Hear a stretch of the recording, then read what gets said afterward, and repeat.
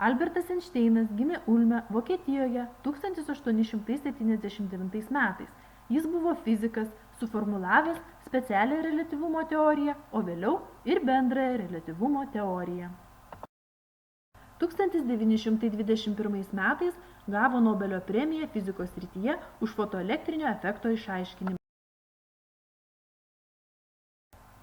Problema, kurią kėlė būsimas visatos inžinierius, buvo jo uždelstas noras kalbėti.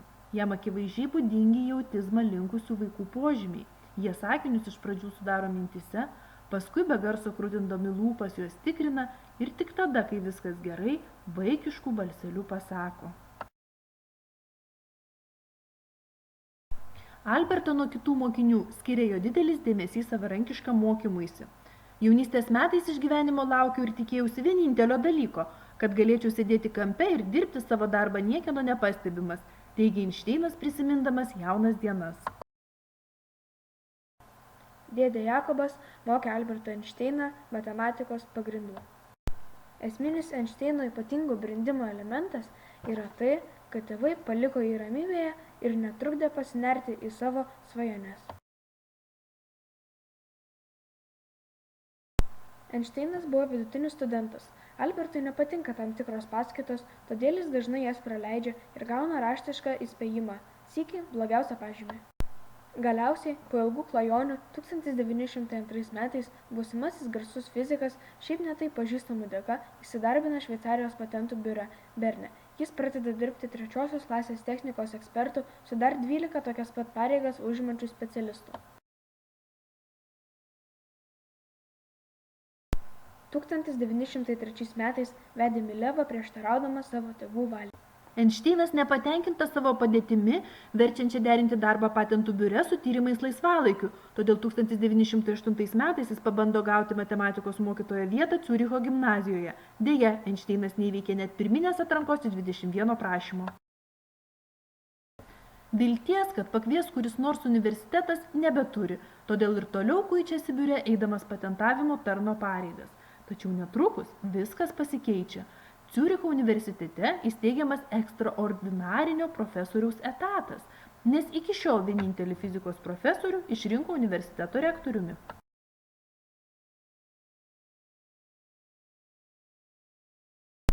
1905 metais fizikos analai išspausdino 3 Einšteino straipsnius, kurie tapo mokslo revoliucijos pradžia.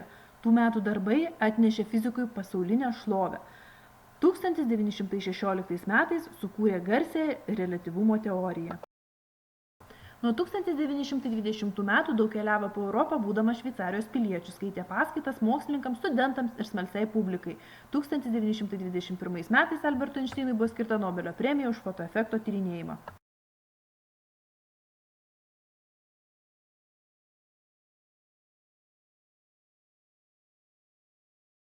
1929 metais pasaulis triukšmingai minėjo Einšteino 50-metį, tačiau jubiliatas iškilmėse nedalyvavo. Jis gyveno netoli Potsdamo ir su įkvėpimu veisė rožes bei priiminėjo savo draugus, tarp kurių buvo Čarlis Čaplinas, Francas Kafka, Tomas Manas.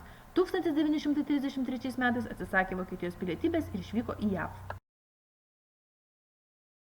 Pats Einšteinas retsykiais smuikuodavo viešai, paprastai per labdaros koncertus, kad atsipalaiduotų ir pasisemtų įkvėpimo.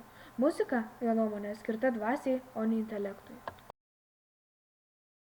Einšteinas nenorėjo būti ir niekada nėra buvęs universaliu genijumi. Tokį padarė sekėjai ir garbintojai. Jo poveikio paslaptis veikiau yra ta, kad su kone antžmogiškais darbais paliktais amžinybei puikiai dera įprasta kasdienė žmogaus veikla. 1955 metais Albertas atsisveikino su pasauliu. Paskutiniai žodžiai žmogaus, vieno iš didžiausių pasaulio istorijoje, liko nesuprasti, nes seselė nemokėjo vokiškai.